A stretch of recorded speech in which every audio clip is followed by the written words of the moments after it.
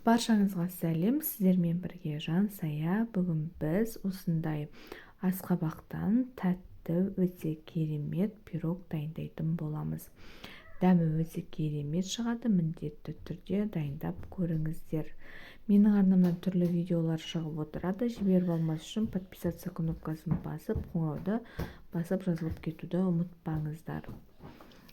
Видеоның рецептісі описанияда жазылып тұр. Сол жерден көре аласыздар. Ең алдымен пирогты дайындау үшін қамырын дайындап алсақ. Ол үшін ұнға шым-шым тұз және де қант, бір ас қасықтай қант салып, және де салқындатылған сары майымызды ұсақтап турап салып аламыз да, барлығын жақсылап түйіршіктер пайда болғанша араластырып аламыз. Кейін оны араластырып алғаннан кейін бір жұмыртқамызды салып, жұмыртқа кішірек болса 2 жұмыртқа салуға болады. Салып жақсылап тұрып бір-екі қамыр пайда болғанша осындай етіп илеп аламыз. Илеп қойған қамырымызды 20 минутқа қойып қоямыз.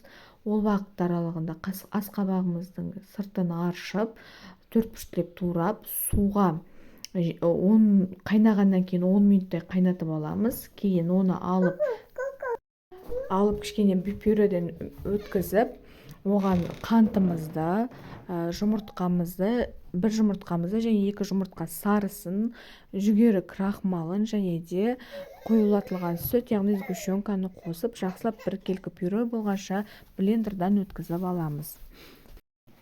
Кейін қамырымызды, қойып қойған қамырымызды осылай біркелкі етіп жайып аламыз, жұқалықта барлығын.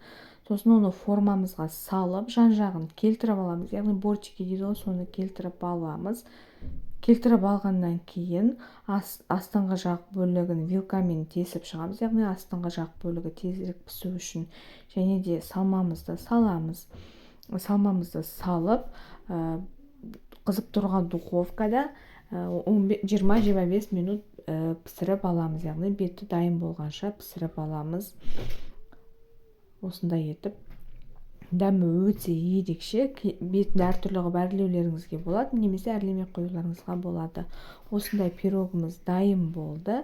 Міндетті түрде жасап көріңіздер. Ас болсын.